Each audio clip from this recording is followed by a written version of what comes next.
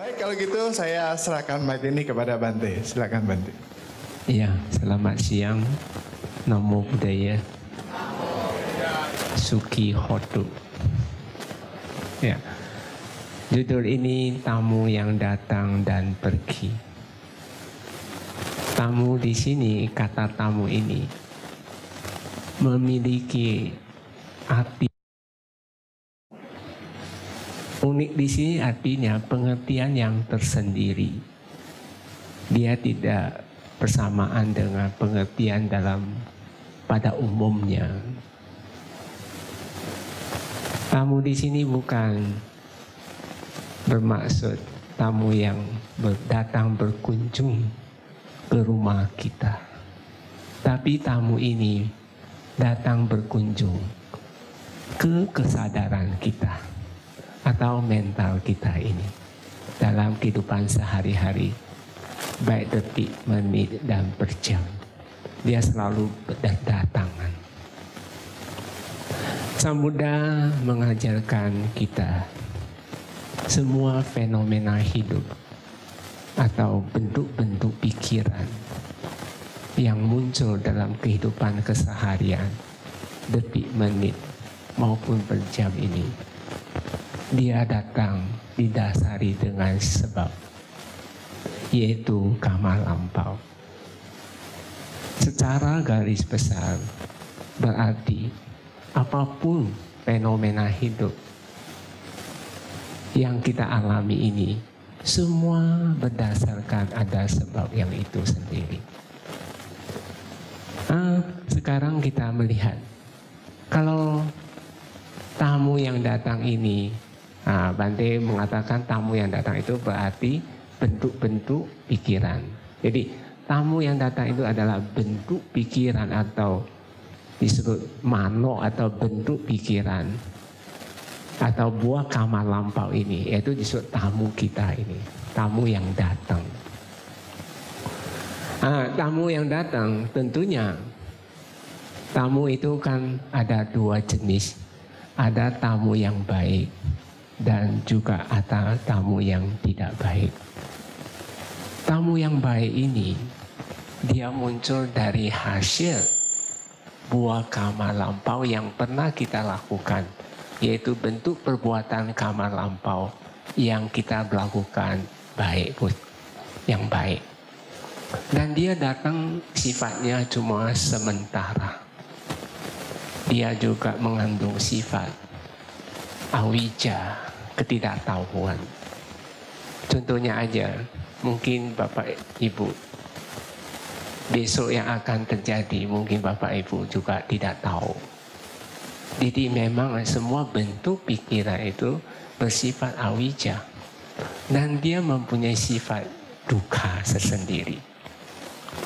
Dukkha jangan disalah artikan.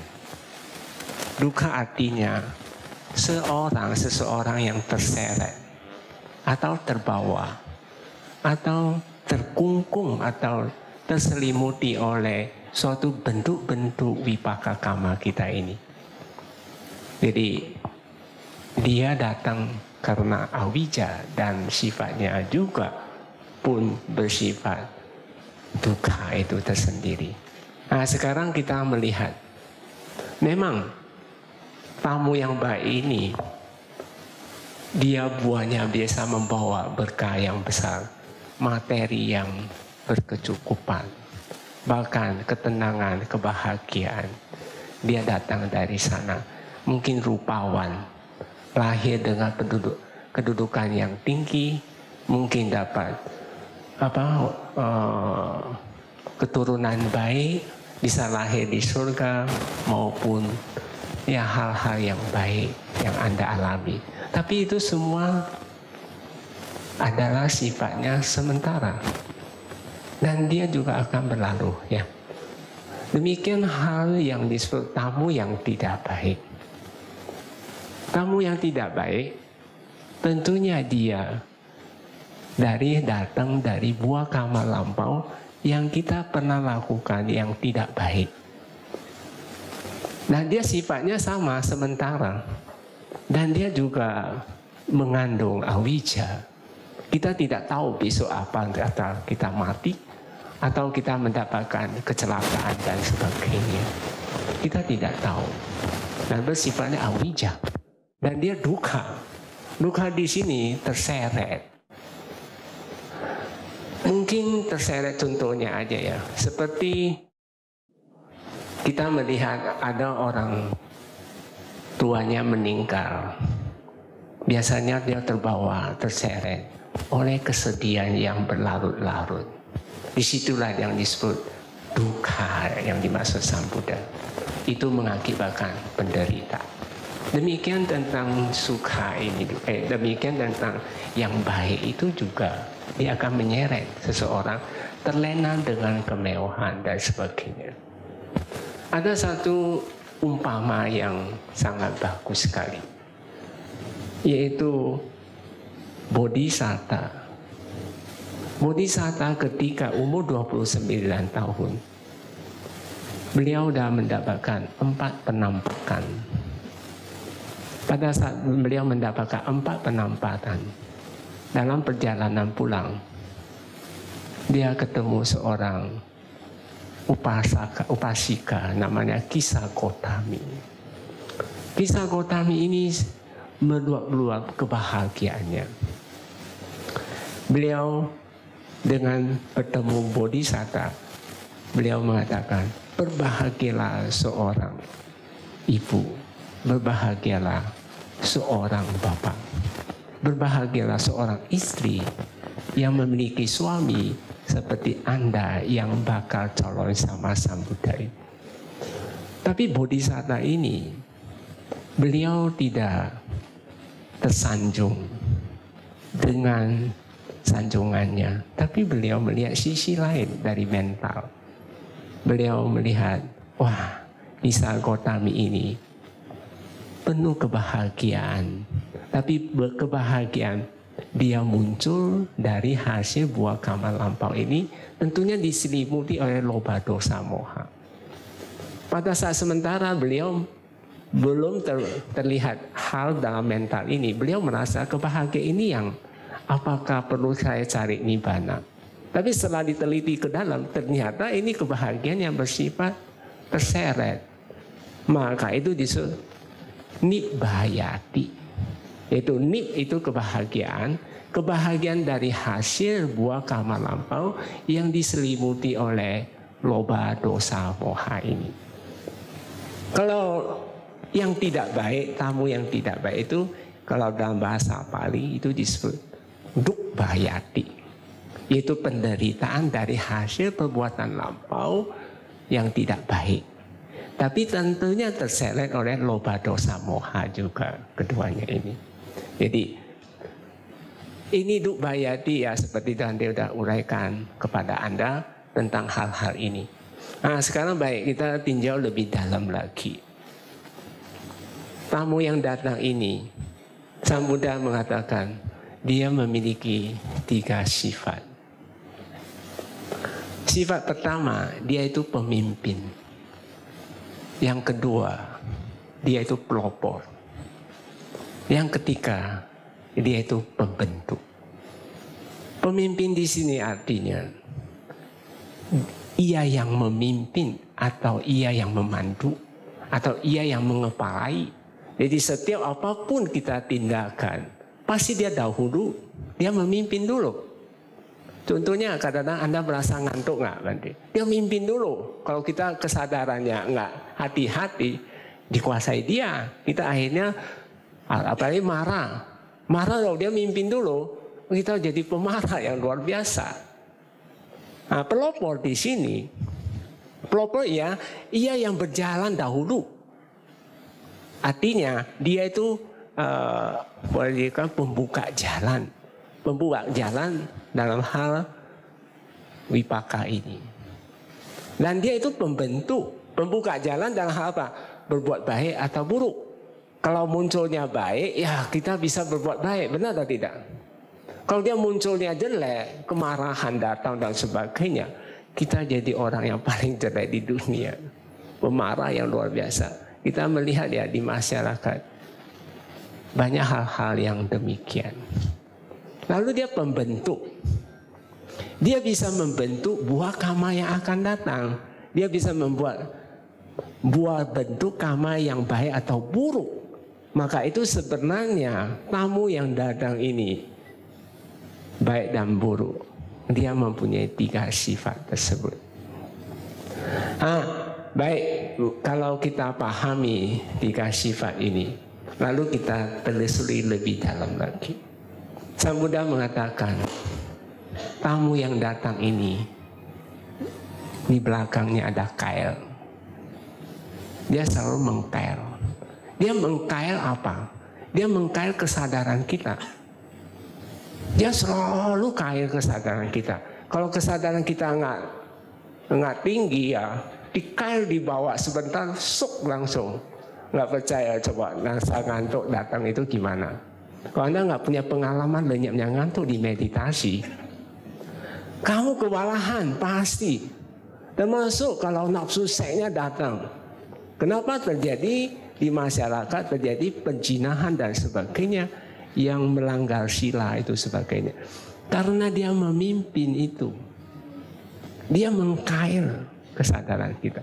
Tapi bagi orang yang sadar, yang bisa mengarah kesadarannya, mengikis dia bisa terbebas dari cengkraman tersebut.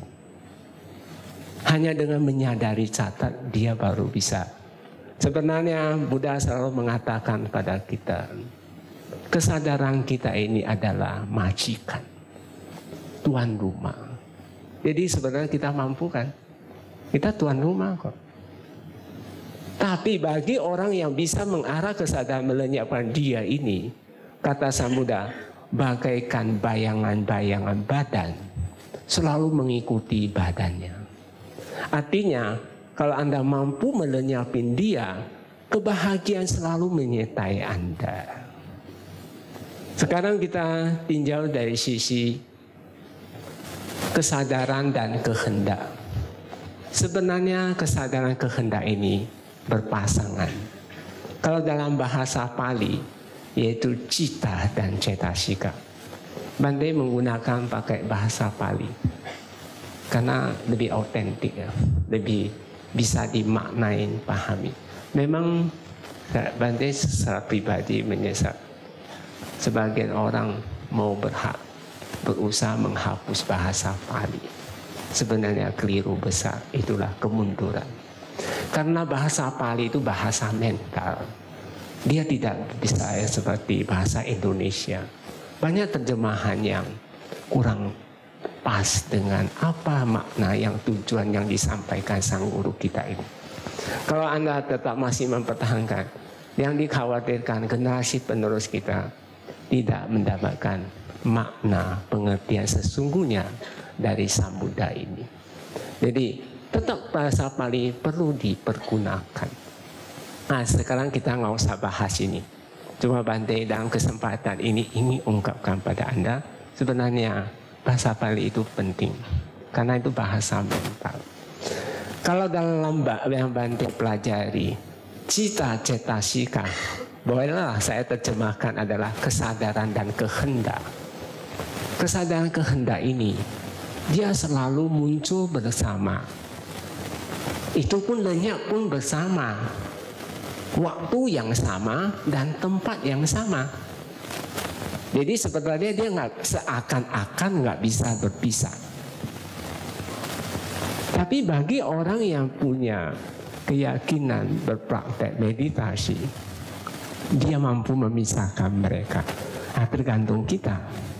Kita mau memisahkan dia atau tidak. Kalau kita lengket dengan dia, kita terlena, terhanyut olehnya. Sehingga kita tidak jadi tuan rumah yang baik.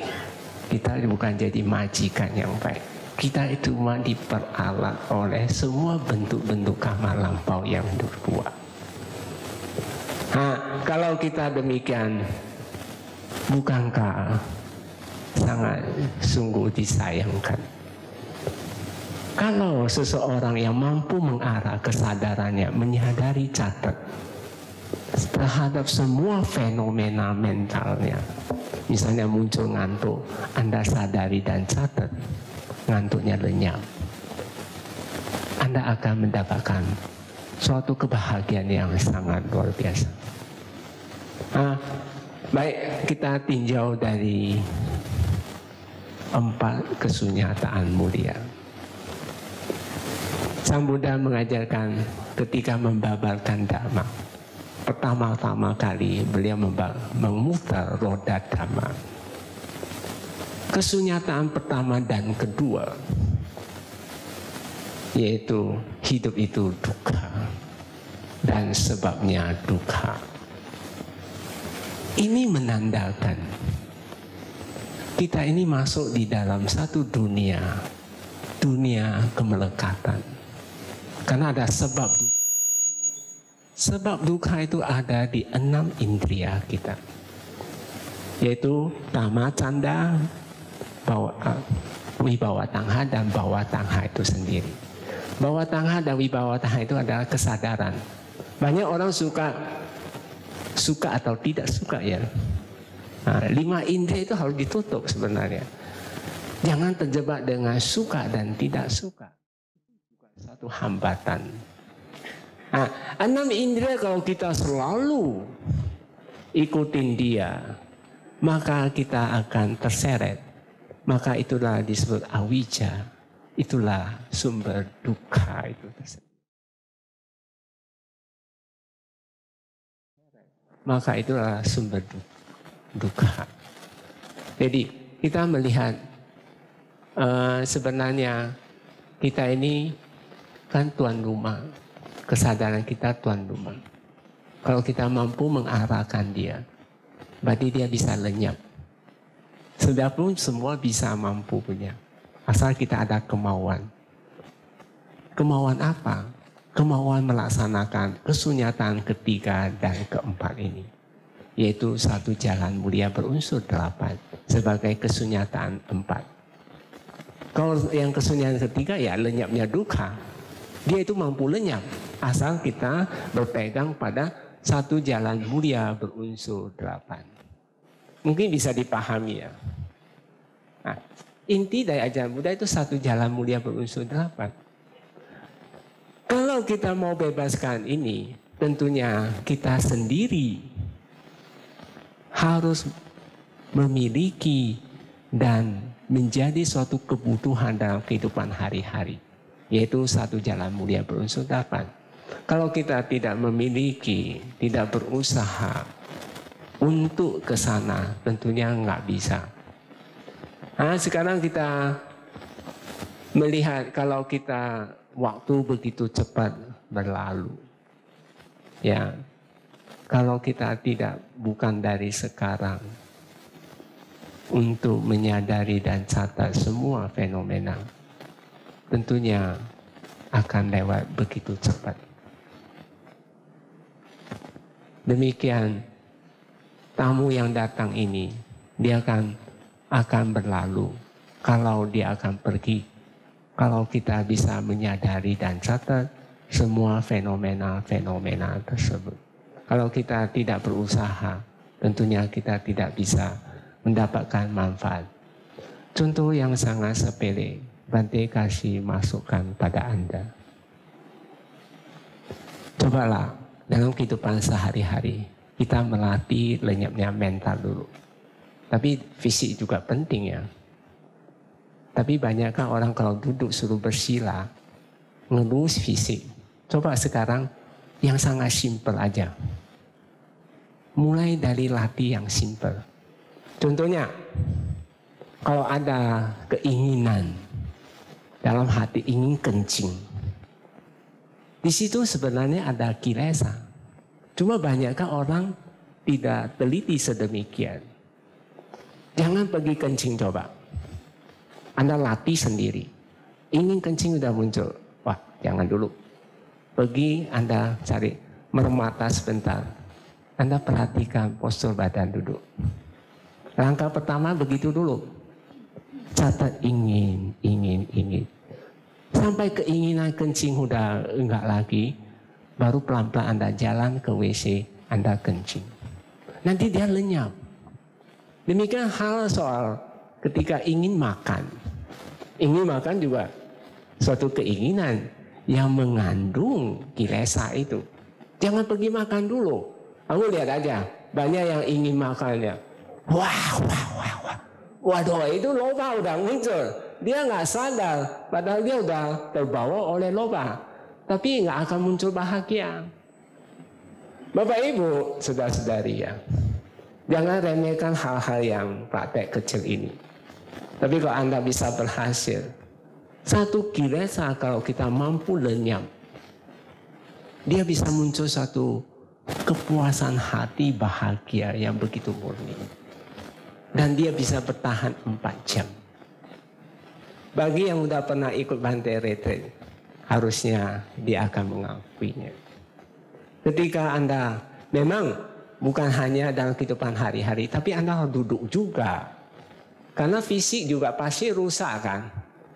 Fisik kita ini rusak dari 4 hal. Kita rusak dari perbuatan hari-hari. Perbuatan hari-hari ada 3. Yaitu apa? Pikiran. Kalau kita mikir kayak anak-anak kecil ya. Anak kecil jangan main komputer, main perang-perangan. Ya, mahasiswa ya. Main perang-perang.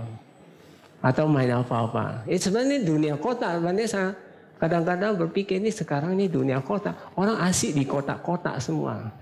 Nasi jadi nasi kota. Benar atau tidak? Rumahnya bukan rumah kota dia tuh. Apartemen itu bukan rumah kota. Semua ini dunia kota jadinya. Yang paling bahaya itu kota yang kecil itu.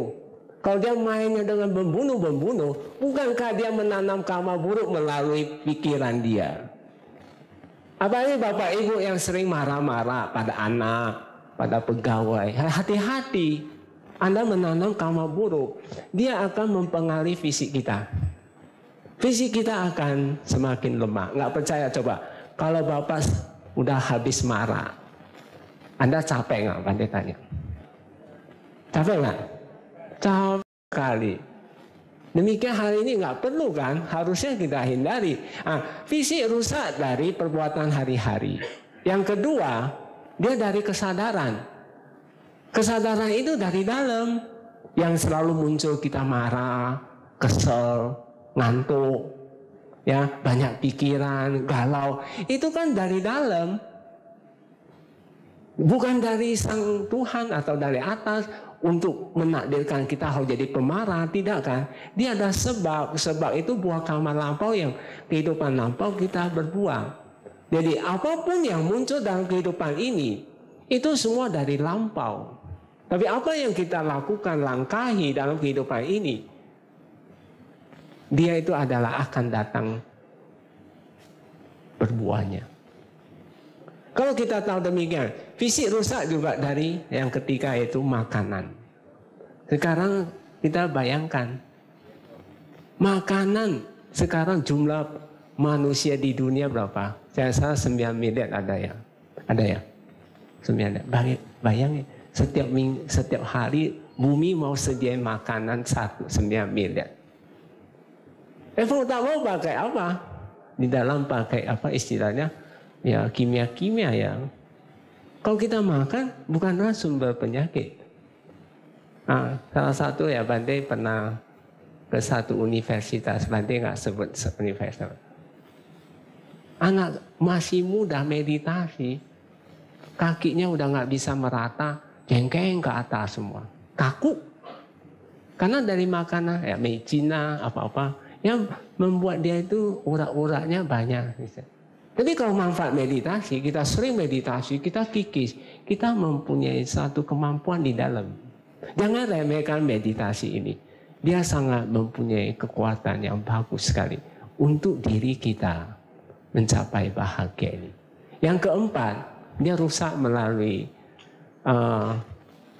cuaca, suhu badan, panas dan dingin. Terlalu panas pun tidak baik. Terlalu dingin pun untuk fisik juga tidak bagus. Jadi harus keluar keringat juga.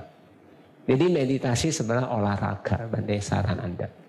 Jadi kalau meditasi, kalau Bante meditasi, keringatnya keluar semua. Bukankah itu olahraga juga? Sebenarnya banyak orang salah paham. Olahraga. Kalau bahasa Pali, raga itu sebenarnya nafsu. Sebenarnya kita olah nafsu. Orang pergi olahraga, jogging itu katanya olahraga. Ngantuk pergi olahraga dan sebagainya ya. Tadi kan moderator bilang supaya nggak ngantuk, sedikit tepuk tangan. Ini olahraga juga. Tapi raga yang di sini sebenarnya itu mental. Jadi kalau kita meditasi, melenyapkan sakit sampai lenyap, keringat keluar, sehat punya. Itu saya kasih masukan. Benar. Ini lihat Bante sehat kan? Sehat nggak? Sehat kan? Hasil meditasi. Benar lah. Ini Anda bisa buktikan.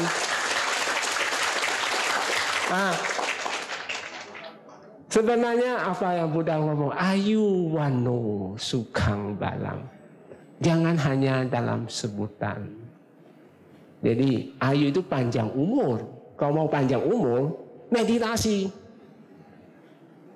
Wano itu cemerlang, wajah yang seri-seri. Ada yang kusam-kusam wajahnya, pucat-pucat. Ini kurang meditasi itu.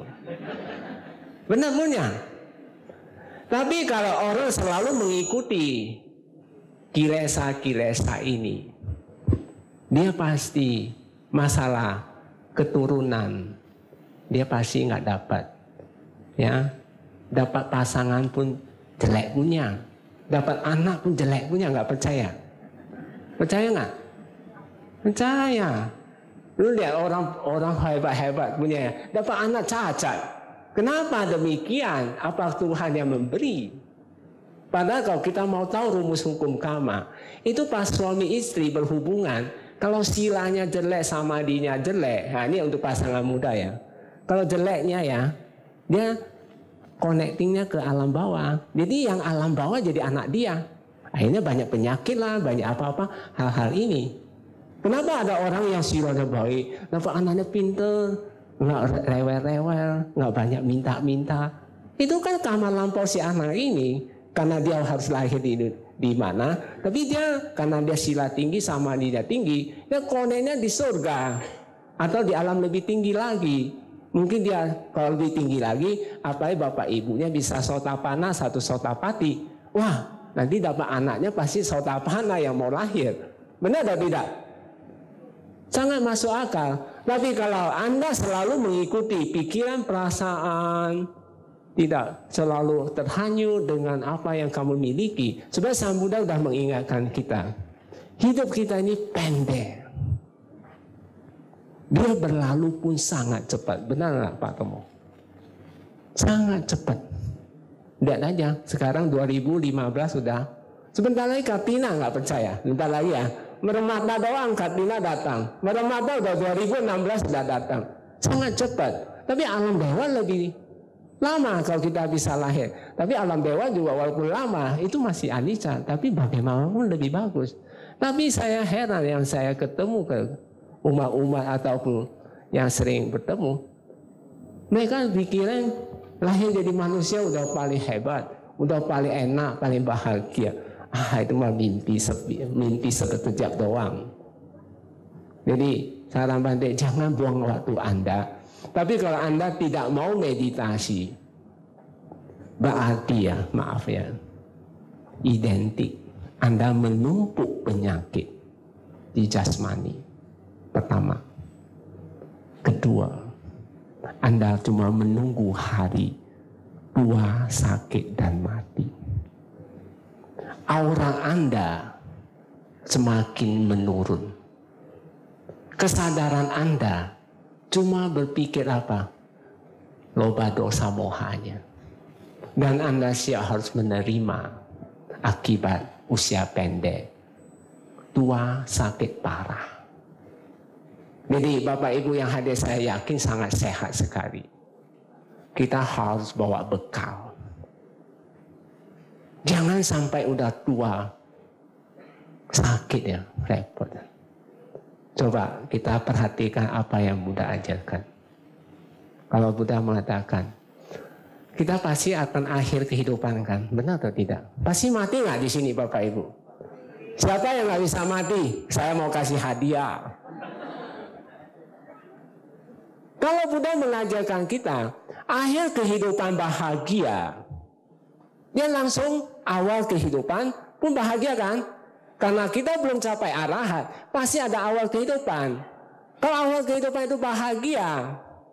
Tapi kalau akhir kehidupan derita, sakit-sakit baru mati, derita nggak? Awal pun derita. Ada satu cerita yang sangat baik. Ketika mungkin Bante nggak lengkap, cerita sepotong aja. Nanti kalau waktu cukup saya akan ungkap lebih. Ini cerita di Kosambi sih sebenarnya. Cerita Kosambi. Dua kelompok biku bertengkar. Satu ini mengenai winaya. Satu ini mengenai dhamma. Masing-masing mempunyai pengikut 500 biku 500. Ini winaya dara. Ya, satu dhamma dara. Satu dhamma dara ini ketika itu dia masuk ke WC, meninggalkan satu air kotor sedikit. Lalu si winaya dara masuk. Bante, Anda apati? Tahu apati? Pelanggaran katanya. Apati pacitia. Oh, dia maaf Bante, saya nggak tahu. Ya, maaf, saya nggak ada cetana untuk hal ini. Si winaya dara marah karena ego ya, nggak pernah meditasi begitu. Nggak pernah meditasi, selalu menyalahin salah orang. Lalu dia mengatakan kepada muridnya, si Upajaya, si Dhammadara ini udah salah, udah apati, tapi tidak mau sadar. Lalu si murid ini ketemu murid si Dhammadara, ngomong, guru kamu udah langgar, udah apati, tapi tidak mau sadar-sadar. Wah, muridnya juga marah kan, lapor ke gurunya. Gurunya ngomong, dulu boleh, sekarang kok nggak boleh. Mereka pembohong adanya. Oh, di sana muridnya ketemu murid lagi, ngomong lagi, ribut kan, benar atau tidak? Akhirnya terjadi kedua kelompok antara biku itu. Dua kelompok biku ini nggak bisa lelai, sampai bikuninya itu pun dua kelompok. Upasaka upasika yang pro winaya, dukunglah winaya. Yang upasaka upasika yang pro dhamma, pro dana. Jadi dua kelompok lagi. Tapi yang celakanya bukan hanya upasaka upasika, dewa-dewa pun berdua kelompok. Yang dewa pro winaya, satu dewa yang pro dhamma. Ribut kan? Sampai Buddha melelaikan, sebab para biku itu setiap uposata itu selalu ada peminta maaf ini. Tapi nggak bisa selesai masalah. Waduh, saling ngotot berpegang, nggak boleh. Akhirnya satu upasika menganjurin Buddha, jangan ganggu ketenangan Buddha. Sebaiknya Buddha tinggalkan mereka. Akhirnya Buddha satu saat beliau ambil patah, tinggalkan mereka tanpa pamit, langsung masuk ke hutan. Ketika masuk di hutan ini, ketemulah pengumpul garam. Beliau membabarkan manfaat persatuan ini. Si pengumpul garam pun mencapai Sotapanna. Lalu ketemu satu upasaka lagi, membabarkan tentang masalah kecil bisa menghancurkan yang besar. Artinya, kata Buddha, pasak kayu, tahu pasak kayu ya? Bisa mematikan seekor gajah gede katanya. Nah, ini akhirnya Buddha masuk. Ketika itu ada satu ekor gajah yang memang udah bosan sama kelompok dia itu. Dia ketemu lihat Buddha, wah, dia samperin. Wah, dia mau layani Buddha. Dia ada pohon, dia sapu-sapu dan sebagainya. Pakai dangkin-dangkin sapu-sapu. Habis sapu, dia ambil air, masak air, petik buah. Masak air dia udah pintar, dia pakai batu keletuk sama daun kering ya. Ditutup-tutup, dia bisa keluar api dengan gadingnya. Si gajah ini hebat banget. Hebat. Luar biasa. Tapi sebenarnya binatang juga dia sebenarnya nggak beda dengan manusia sebenarnya. Karena dia juga hasil karma jelek dia aja jadi binatang, benar atau tidak? Jadi sebenarnya dia juga ngerti, dia bisa mengabdi. Jadi dia layani dengan baik ini. Ada seekor kera di dahan, dia lihat, si gajah ini melayani Buddha. Kalau demikian saya mau melayani juga. Dia petiklah itu bekas sarang tahun yang udah ditinggal tahun. Berarti madu ya. Madu itu dia petik, dia dana ke Buddha. Ketika dia turun ke bawah, dia dana ke Buddha. Buddha penerima.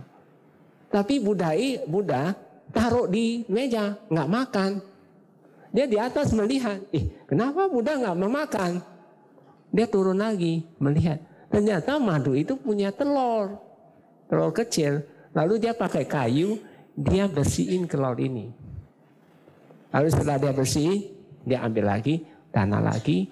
Ketika ditanah lagi ulang, si Sang Buddha makan madunya. Karena dimakan dananya ini, si kera ini muncul nibbaya-ati, muncul kebahagiaan yang meluap-luap.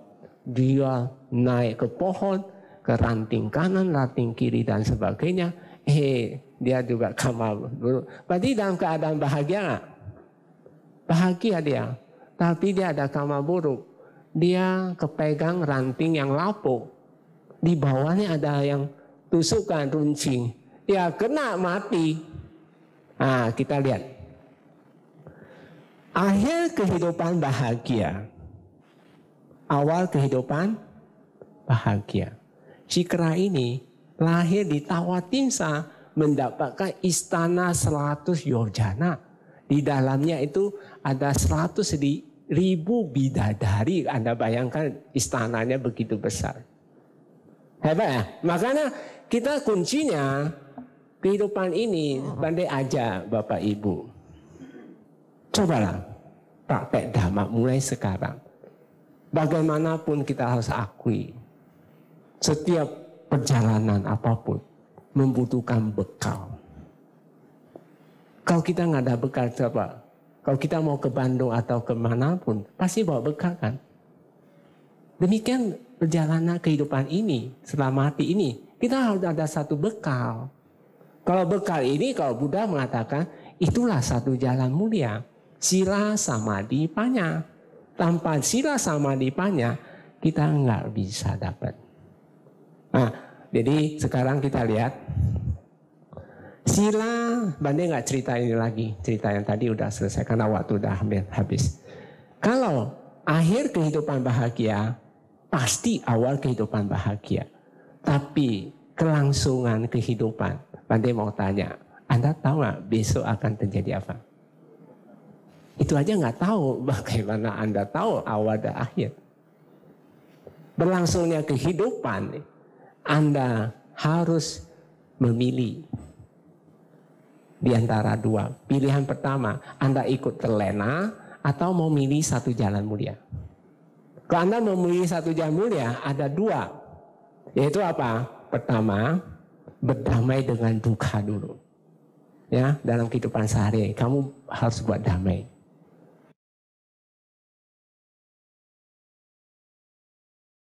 Jadi Anda kalau memilih yang kedua, Anda hal pertama, ada dua hal yang harus diperhatikan. Anda berdamai dengan dukkha Anda dulu. Dan yang kedua adalah bersahabat dengan sukha. Tentunya itu harus berdamai dengan dukkha dulu. Sesuai apa yang Buddha ajarkan. Para Buddha mengajarkan ke kita, jangan berbuat jahat dulu. Baru perbanyak perbuatan. Jangan berbuat jahat pun tidak cukup. Tapi harus perbanyak perbuatan baik. Tapi perbanyakkan perbuatan baik pun tidak cukup. Karena kita harus ingat di belakang kita, kita memiliki, kita warisi karma-karma begitu banyak. Kalau nggak dibersihin, bagaimana kehidupan hari-hari kita bisa bahagia ini? Nah, tentunya kita mau cari bahagia, mau cari bekal, Anda harus sucikan hati pikiran. Sucikan itu adalah meditasi ini. menyadari catat semua fenomena yang muncul. Karena semua muncul itu ada sebab. Pasti mempunyai kail. Hati-hati dengan kailnya. Jadi kalau kita berdamai dengan duka, maka Anda harus ingat jangan berbuat jahat. Perbanyak perbuatan baik, sucikan hati dan pikiran. Dan Anda harus memiliki satu jalan mulia sebagai bagian kehidupan kita. Kita harus berdana. Kita harus jalankan sila. Berdana dan bermeta dulu. Karena dasar dari pembentukan sila itu dari dana dan dari meta. Kalau orang suka berdana, pasti tidak melanggar sila kedua. Benar atau tidak? Nggak mungkin dia mencuri lagi ya. Kalau dia mempunyai meta, cinta kasih, pasti tidak melanggar sila pertama, ketiga dan keempat dan kelima. Dia pasti berkurang. Nah demikianlah dasar pembentukan dari sila ini, kita harus berdana. Jalankan sila. Jalankan meta. Harus bermeta juga. Jadi sehingga sila akan semakin kuat, semakin baik. Lalu kita dukung dengan meditasi. Tanpa meditasi, kita nggak lengkap. Karena kita sering tiap hari ngantuk nggak? Ngantuk? Capek nggak? Bosen nggak? Galau nggak? Selalu. Kalau nggak dilenyapin, gimana? Itu mengganggu kita, nggak akan bahagia. Sedangkan kita mampu lenyapin dia, bahagianya kita akan dapat. Bisa tahan 4 jam. Tapi bukan hanya kalau ingin kencing, ingin makan, itu mental bisa lenyap. Tapi kita juga butuh duduk ya, karena kita fisik kita harus sehat juga. Jadi kita harus duduk. Kalau Bante saran Anda, kalau Anda benar-benar mau sukses, berdamai dengan duka, tempuh 2 jam atau 3 jam. Kalau pertama kali memang sulit, 2 jam sulit ya, nggak apa-apa. Kalau Anda mampu sekali, berikut lagi dia berkurang. Berikut lagi berkurang, nanti badan kita tahu-tahu udah sehat. Kan berdamai sama duka kan? Mau berdamai? Mau Anda lakukan ini. Caranya ini demikian sangat efektif. Galau datang, ya gampang. Kalau galau pikiran banyak, ngantuk datang ya. Paling gampang, duduk tegak, perut ditahan ke dalam. Tahan nafas. Kenapa harus tahan nafas? Tahan nafas itu menahan proses dia. Sebenarnya objek kita pakai nafas banyak rugi kita.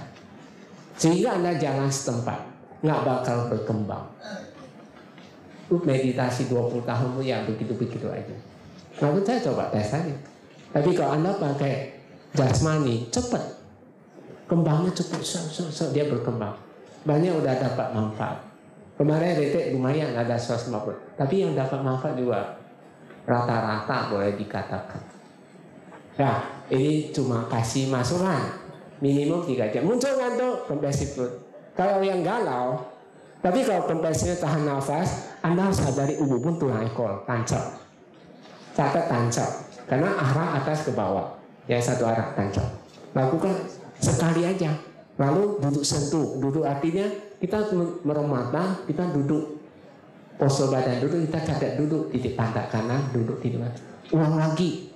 Kempes lagi, tahan nafas lagi. Kalau dia nggak mau lenyap, 5-4 kali dia udah nggak mau lenyap. Berarti itu galau punya. Galau punya. Galau, ciri-ciri galau itu paling gampang kalau mau temuin dia. Dia cuma muncul satu masalah itu aja. Misalnya Anda rindu rumah ya. Itu rumah, nanti muncul lagi, itu rumah lagi. Nanti muncul lagi, itu rumah. Atau Anda ingat sahabat atau pacar ya. Itu aja pacar muncul. Itu aja pacar muncul. Berarti itu galau. Cara ngatasi galau paling efektif ya. Anda duduk tegak. Perut tahan ke dalam. Tahu badan tahu ya. Posisi duduk Anda itu catat. Duduk, catat rapat. Kalau kita catat rapat, cita cetasika itu dia nggak ada selah masuk dia. Nah ini mental, paling gampang. Kalau Bapak Ibu nggak percaya, coba datang ke tempat center Bante, retek 10 hari, bakal pulang bahagia. Mau? Mau ya? Bante. Bante tunggu Anda. Kebetulan ada retreat tanggal 23 Desember ini, 10 hari. Ya Pak Tomo harus, udah nggak boleh tawar. Supaya bahagia. Nah, jadi kalau mau bersahabat dengan sukha, itu harus retreat panjang. Tidak boleh pulang lagi ke Bakom tuh. Sampai kualitas, pulang. Udah kualitas Anda boleh pulang. Tempat Bante bangun ini bukan untuk Bante, ingat aja.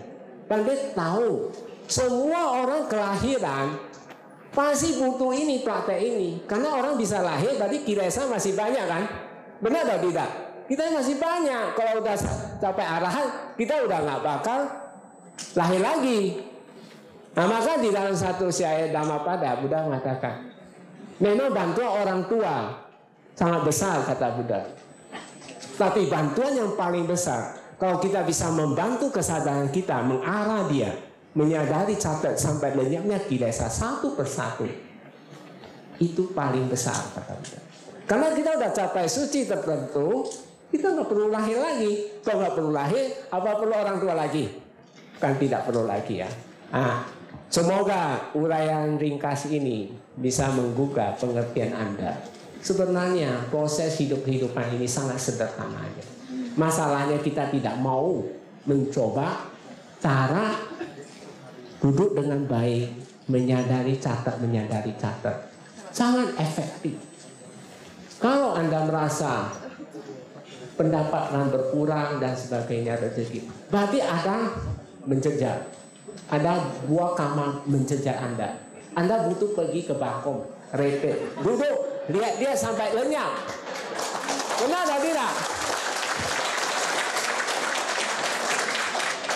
Nah, ini cuma poin-poin penting karena Bante punya cinta kasih aja, terus aja. Sebenarnya kenapa Bante mau begitu ngotot untuk Anda praktek? Tapi bukan mau menyiksa Anda, tapi supaya Anda bahagia doang. Bukan tujuan Bante ada apa, enggak. Bante sisa punya hidup untuk Dhamma. Saya mengabdi pada guru agung kita, Tama Sambuddha. Karena beliau berpesan, Anda sudah dapat manfaat. Demi cinta kasih, Anda menyebar. Ya, baiklah, karena waktu sudah cukup ya. Saya serahkan ke moderator. Yes.